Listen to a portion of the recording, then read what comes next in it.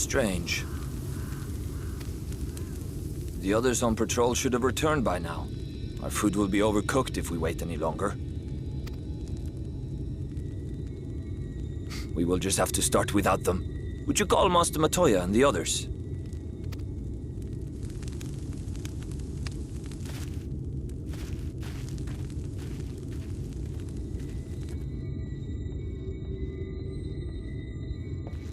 I tire of these games, Urianger. Why do you pretend you cannot see it?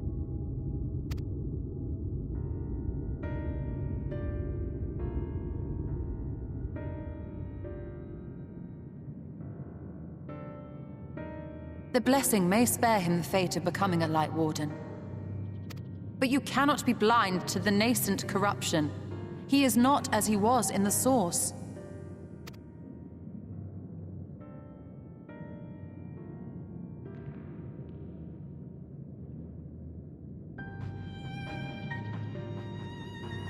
Though I have no proof, I fear that the light which poured forth from the Wardens was not negated at all.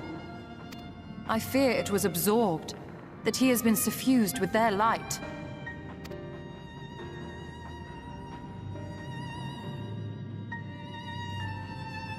Though I have given thought to this possibility, I dare not speak until more is known.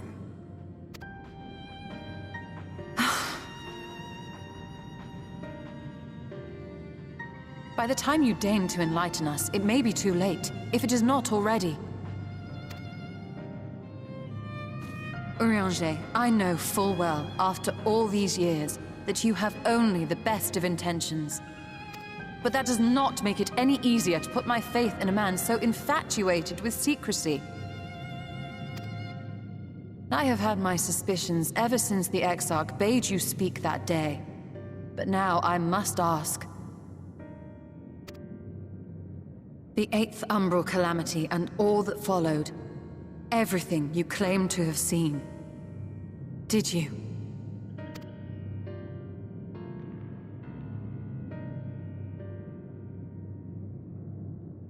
Help! Someone help! The Ilmorans have come for us! We're under attack!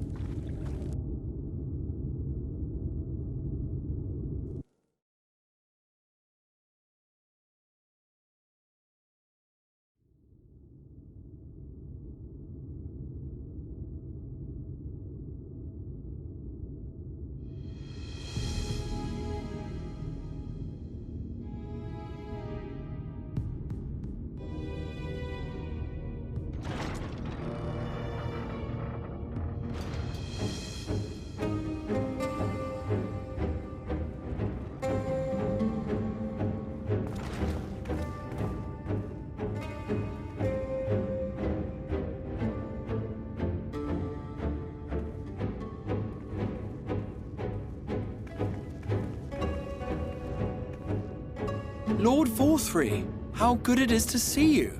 How long has it been? Not since your inauguration, unless I'm mistaken. Too long, at any rate. May I say, how humbled I am to be invited not only into your city, but your home. You are as generous as ever. And you as disingenuous. Let us dispense with the pleasantries. This merry band of dissidents people are calling Warriors of Darkness. They have slain Sin-Eaters, and by all accounts the Crystarium is complicit in their villainy. And now I hear reports of your people obstructing my soldiers, so I must ask, what exactly do you think you are doing? I might ask you the same thing. It should be clear, even to you, that defeating the Light Wardens represents the world's only hope of survival. Even now, the people of Lakeland and Ilmeg rejoice in the return of night. For 100 years, they yearned for a means to fight back against the Sin-Eaters, and at last they have found one. Yet you choose to stand idly by and do nothing. Why? Why? Because this hope you cling to is nothing more than a fever dream. An exercise in futility. Even should you slay the Sin Eaters, the world as we know it is beyond salvation. With what little land and resources remain, the people would be free only to starve.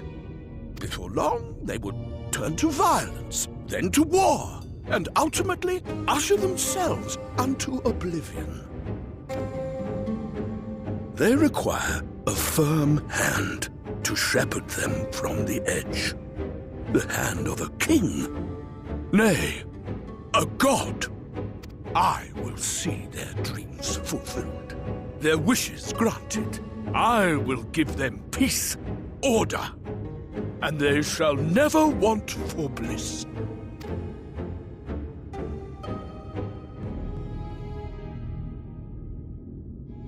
Men are fickle creatures who entertain vague ideals without the faintest notion what they cost. But a little fear can go a long way towards helping them realize what it is they truly need. Sanctuary. And they shall find none in this world save that which I afford them. That is why the Sin Eaters exist. To unite the world under my dominion. A paradise fit to grace the 8th Umbral era. What was that? A minor epiphany, nothing more.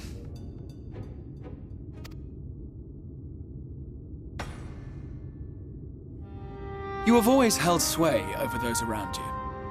Those who defy you must submit or die. What sits before me is the inevitable result of bloated privilege and unchecked power. But man is more resilient than you think. His achievements are not the product of violence and bloodshed, but compassion and understanding. This calamity is but another crisis to be overcome. And we will, once we eliminate the Sin Eaters. You poor deluded fool. These people care not for the morrow. They care only for the now, and the contentment they lack. What good is a paradise to them if it is 1,000 years in the making, or even 100? You underestimate them, Lord Forthry. They see further than you think. I have beheld it in the blood and sweat and tears of those who would sacrifice everything for a future they may never know, that their children may never know. I have beheld it in the hopes and dreams of those who came before, which we bequeath to those who come after, that they might in turn build upon the foundations laid by our forebears. These are the bonds which hold man and his world together, not your gilded chains. And I will resist your every effort to shackle him. In summary, you will continue to support the villains hunting my Sin Eaters? With tremendous enthusiasm, for I have faith in the future they would build.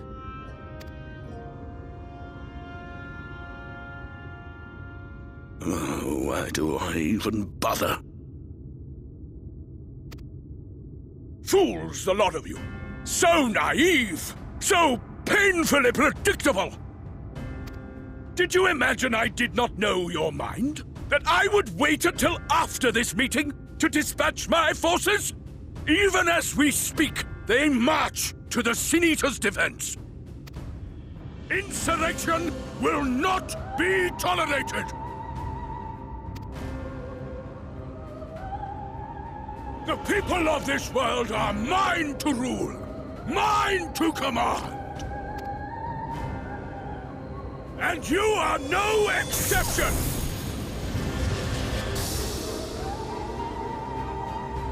What? How did he... Insolent swine! I will not stand for this! Do you hear me?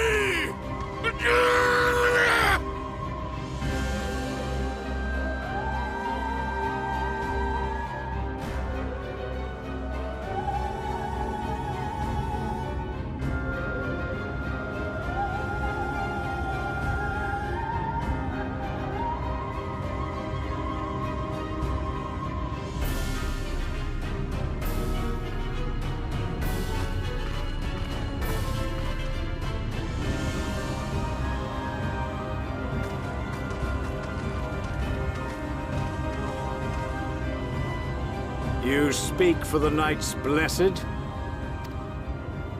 I do. I presume that is your doing. If you have come to parley, I must insist that you first return him to us. You're in no position to make demands.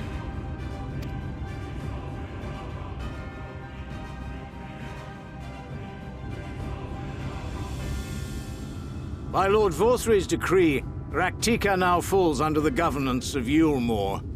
You will henceforth answer to us. Is that so? And the children of the Everlasting Dark have acquiesced to this madness? We have reached an accord, yes. Too many times have the Knights Blessed shunned Yulmore's overtures of friendship. The risk that you harbor hostile intentions has grown too great to ignore. Therefore, his lordship has claimed dominion over this forest and bestowed executive authority upon the children of the Everlasting Dark. In his wisdom, Lord Vorthry has agreed to recognize ours as the only permissible expression of dark worship. It's one true faith. You and your false creed are a blight on these woods. A foul, unholy corruption that must be cleansed. Little wonder the Warrior of Darkness visits both Lakeland and Ilmeg, yet shuns Rak'tika. Your perverted teachings hold blessed Shadow at bay.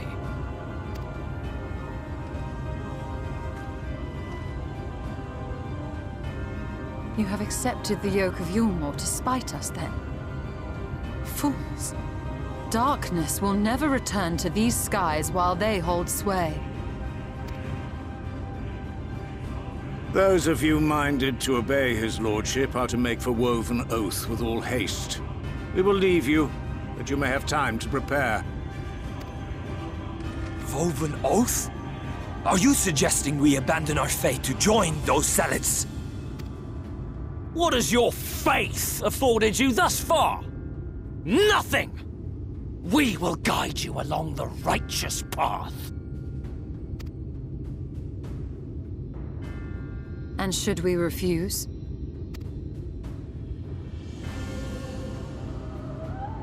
Anyone found here upon our return will be considered a traitor to Yulmore, and dealt with as such.